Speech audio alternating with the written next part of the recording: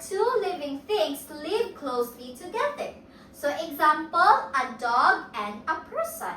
Nga naman, the dog gets food and shelter and the person gets a loyal friend. So kisa may naay mga pets dire. Raise your hand. Teacher. O, sa may pet Naami mo? dog and cat, Oo, teacher. naamoy dog and cat. Nga ako po class na apod may dog. So isa na siya ka example sa symbiosis. Kay ang duha ka living things, unsa may duha ka living things? Ang Dog ug ang person, teacher. okay, very good. They live closely together.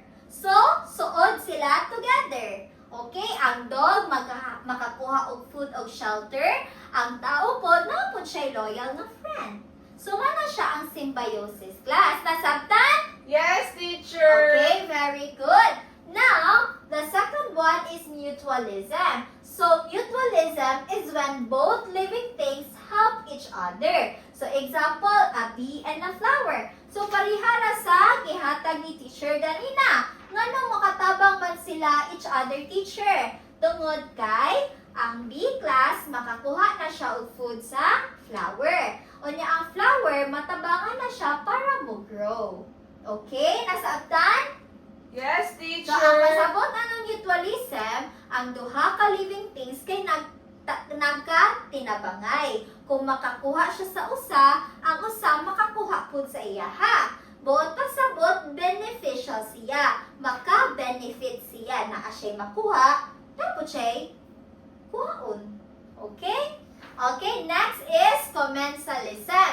So, this is when one living thing is helped and the other is not affected. So, example, a cat resting under a tree. So, unsa ganang commensalism, ang usa kuno ka living thing kay natabangan. O niyang usa ka living thing kay wala ra naapektuhan. So, example, a cat resting under a tree. So, unsa may living things nga naa nato diri? Ang cat ug ang tree, teacher. Okay, ang cat ug ang tree. Hunahunaan daw class kung ang cat kay nag-rest ra siya below sa tree. Ma-harm ba niya ang tree? Dili, teacher. Okay, dili. And besides, ang cat, matabangan siya sa tree tungod kay nagpasilong siya kay init. So, pasabot, the one living thing is help. Natabangan siya, di ba? O niya, usa na to ka living thing kay tree man. Yan, ganyan kay the other is not affected. So, sa pagpasilong sa cat, sa tree, naapektuhan ba ang tree? Wala, teacher. Amo na ang gingon, sa commensalism, ang usa na tabangan, parihas ni cat, ang usa kay wala na apektuhan, parihas ni tree. Nakuha? Yes, teacher. Okay. Next is the parasitism. So this is when one living thing is helped and the other is harmed.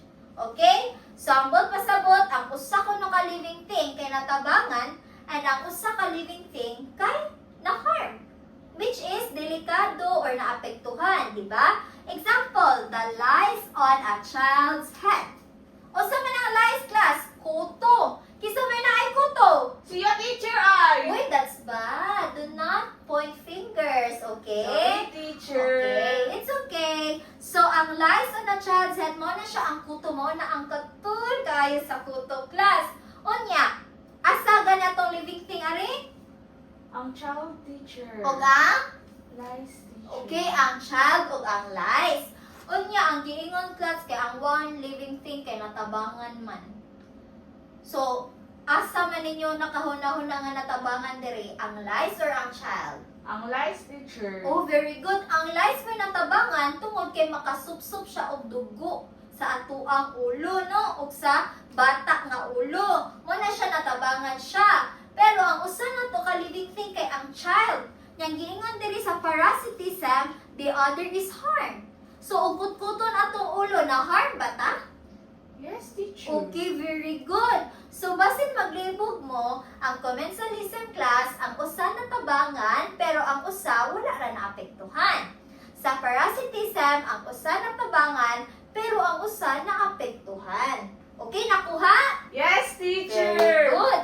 Karon, ari na punta sa predation. So, it is when one animal hunts and eats another animal. Buot pasabot ang usa kay mo hunt, mukaon og lain nga animal. So, ang example, anak class, kay pariharasad sa a cat catching a mouse. No, kay ang cat, iya makanon ang mouse. Sakto? Yes, teacher. Okay, so that's very sad, no? Muna siya ang predation class. Ang usa ka animal mukaon sa laki nga animal. So, ang another example kay ang frog class. Kay ilang og frog? Yes, teacher. Okay, ang frog kay mukaon siya og fly. Kana ganing maglupad-lupad. Yes, Kaya teacher. gamiton niya iyang dila kay para makaon ang fly. So, muna siya ang example sa predation class. Okay? Ang usa ka animal kay mukaon og Another animal, okay, teacher. very good. Now, the next one is competition. So this happens when living things want the same food or space. So example, two dogs want the same bone. So parehas sa example na to ganina class. Nga, duha ka iro, pero usara ka bone. Mag-competition sila kay usara man ka bone. Ganahan sila nga, they want the same food. Ya, usara ba ya? So ang bone pasabot, kung usara nga nya duha sila kabuk pag competition gyud na sila kinsay una makakuha. So for example class, na ako Yakult diri. Na ako Yakult unya. Ikaw Eliza kontra mo ni Bless. Ya usara ang Yakult. Unsa may mabuhat ninyo mag-competition mo, di ba? Yes, teacher. Competition. So kung kinsay makakuha kay parehas man mo gusto sa usa ka butang, usa ka food ug usa ka space. So, mana siya ang competition nakuha? Yes, teacher. Okay, very good. Nakasabot man ako mga students. Uy, maong karon si teacher man ang nagsigi og tabi. Si teacher na po ang mangutana. Okay? So, my question is, what have you learned for today? Unsa may nakatuna ninyo sa ato ang discussion karon? Let me call Fedeliza. Akong na-learn, teacher, kay different types of interaction na ay symbiosis, mutualism, commensalism, parasitism, predation, competition, teacher. Okay, that's predation. Predation, teacher. Okay, very good. Thank you so much, Fedeliza. Very good. Uy, namina gid ang mga students no ug dali ra pud kaayo masabtan nato ang topic karon. Ang atong buhaton, another activity. Teacher, what's our activity for today? So our activity class is called Living Things in Action. Usa may pasabot ana Living Things in Action? So mura na siya role play. Ha? Mura na siya role play class. So same group gihapon. This is group 1. This is group 2. Okay, so inyong buhaton, mamili mo og usa ka type nga type nga interaction. Unya, inyuhan na siyang i-act.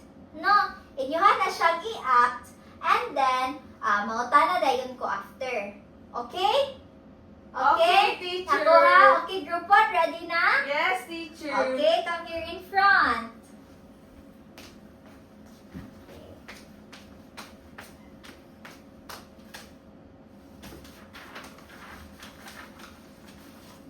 Ano, teacher? Mana, okay. So, ang akong pangutana, unsa man imuhang gibuhat? Take care ko sa akong one teacher, sa akong one teacher pet. O, sa imong pet. Unya, unsa man ang nga type of interaction? Kami teachers. O, symbiosis. Unya, helpful na or harmful? Helpful teacher. What? Helpful. Helpful nga naman. Kay nakatabang ako sa iyaha, sa akong pet. Okay. Kaya pag kung gitabangan na ako'y friend. Okay, very good. Wala, uy, nag-gets kit sa ato mga students ang buot ipasabot sa ato ang topic. Okay, group 2, come here in front. Alright, thank you so much, group 2. Clap your hands, everyone. Okay, very good. Nakasabot ang mga students, no? Okay, so karon class, si teacher na ay test. Okay, so maghatag si teacher og mga papers para ninyo i-answer. So, the instruction is, look at each statement or example below. If the interaction is helpful, put a check. And if not, put X. O sa dito, check if, Helpful teacher. and X if, Harmful. harmful. Very good. Nasabtan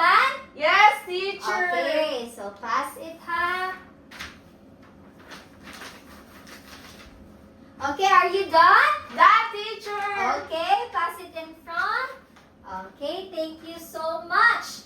Okay, class, kay man naman tanong sa test o uban pa, hapit na tamahuman. So, si teacher nag-andam og assignment. Di gani siya mawala, no? So, ang assignment ni teacher kay gitawag nato nga observing interactions among living things. Okay, ang instruction, think about living things around you, animals, plants, or people.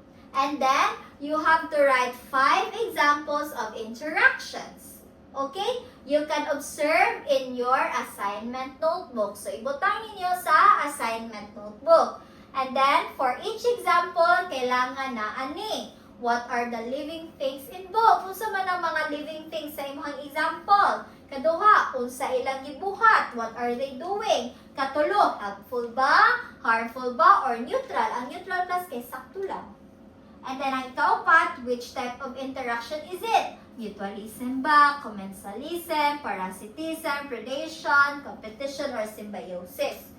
Okay, nakuha ba nga to ang assignment? Yes, teacher! Okay, i-pass ni ninyo next meeting. Ang ato ang next meeting kay karong Wednesday! Wednesday. Very good. So, asa isuwat? Sa assignment notebook, teacher. Okay, wala na ba'y pangutana? Wala na, teacher. Okay, stand up, class. Alright, so goodbye and thank you. Goodbye and thank you, teacher. Okay.